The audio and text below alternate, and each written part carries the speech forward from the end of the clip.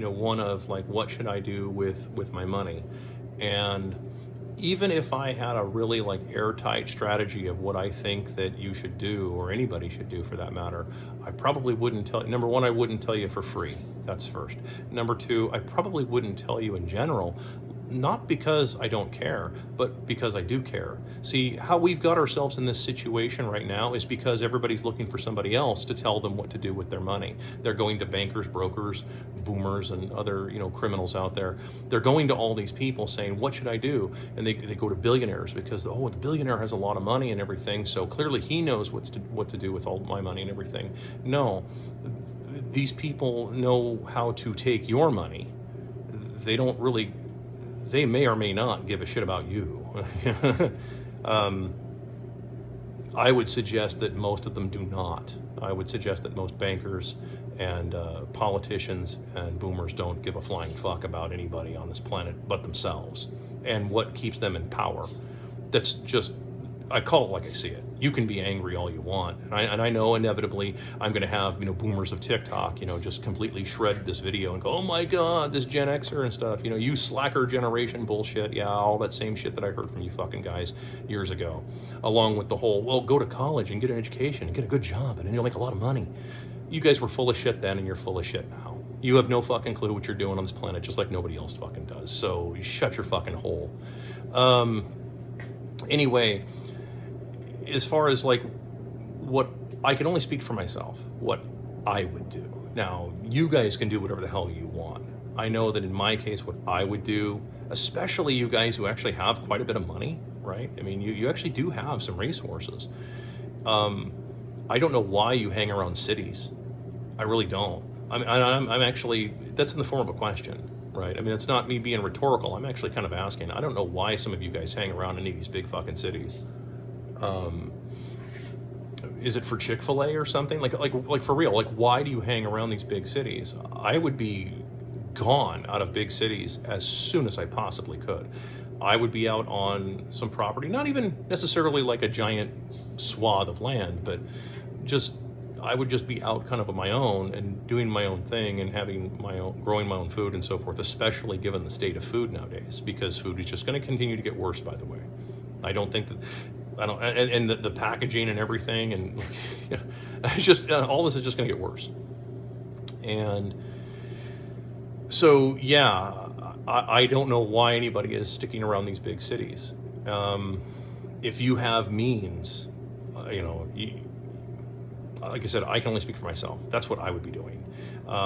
For you guys who talk, the preppers to talk about have a network of guys and everything. Like, okay, yeah, but you should. That's called having neighbors. We used to do that. We used to want to have neighbors too. It's sort of like I was just in a conversation like this over the weekend actually with some friends that came over for ice cream because I made ice cream, and we were talking, and one of the things that came up was like if you had $1 billion, right? We're using dollars, assuming that the dollar still has any kind of fucking value or at all. But if you had $1 billion today, right? So as of the time of this recording, $1 billion is still considered a fair amount of wealth. Assuming you had that in cash, right? So it's not stock market winnings where you never can cash in. You have to borrow it and everything because otherwise, it's like no. Assuming that you actually have it available, what would most normal people probably do? Most normal people would probably just fix a few things in their lives, right? They might build a nice home and have a property and stuff like that. They might go on some vacations and what have you. But for the most part, wealth kind of maxes out, and they'd find that out pretty quickly.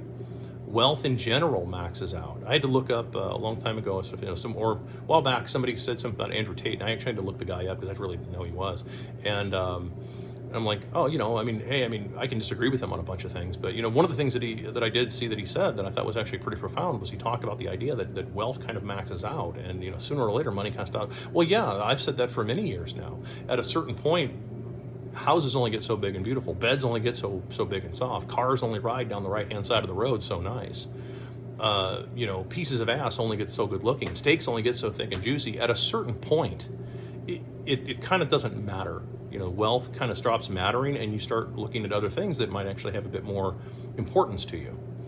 And so for the for most people, right? I mean, I would think like one of the things that I said was like, well, I'd probably just buy a bunch of property and then sell a lot of it off, in smaller pieces for other people, that wanted to live in just like a normal area and just not be burdened with a bunch of goddamn debt and be able to own their property. Because once again, I'm a big believer in property ownership, not the property ownership that you guys all think about and that the fucking boomers think about when they think of, like, oh, well, you have to pay $5 zillion so that you can own a property and then pay a bunch of fucking taxes and stuff. No, I'm a little more hardcore when it comes to that. When I say ownership, I mean you actually fucking own it, as in you can't take it. And if any feds step foot on your property, you keep the foot. I'm hardcore on that kind of stuff. I know I look all cute and cuddly and everything when I do these videos, but I try to stay in a somewhat good mood when I do these kinds of talks. But I'm not kidding about this. I mean, that's the one thing, it's one thing Vlad the Impaler and I have in common.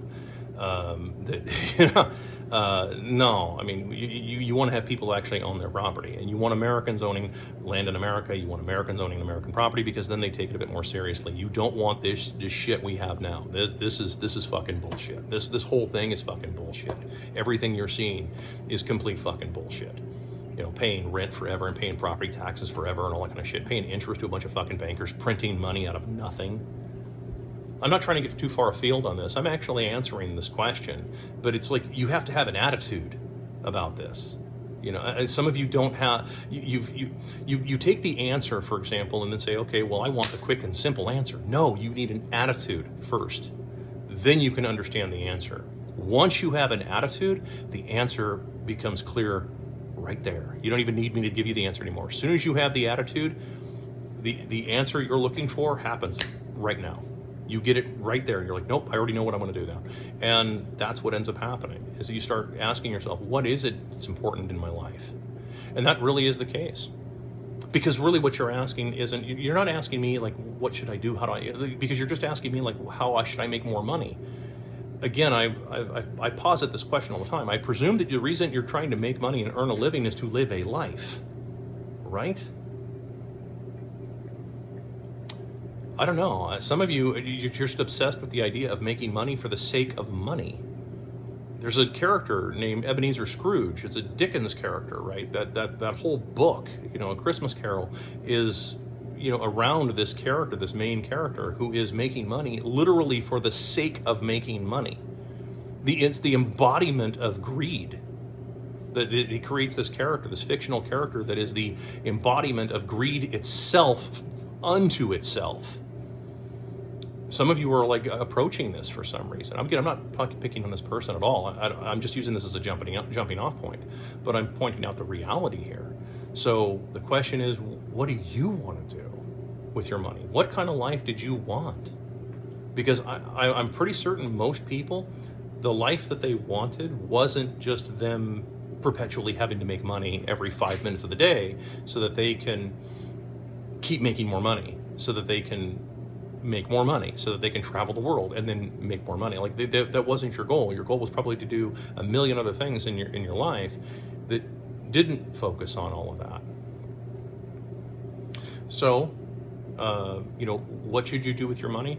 I think you should do whatever the hell you want with it.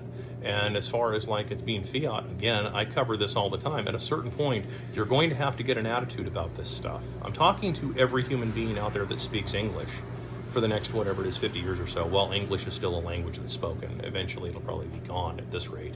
But when you're thinking about this, when someone says, well, I'm going to pay you X amount of money, ask them, can that money be conjured from nothing? Because if the answer is yes, then you should be saying, well, I want you to pay me in something else. I want you to pay me in something you can't conjure from nothing. And they're going to immediately say, we don't want your kind around here. We're going to replace you with slaves who will, work for slave money. And then, they're sold to the company store and all that kind of shit. So more relevant today than ever.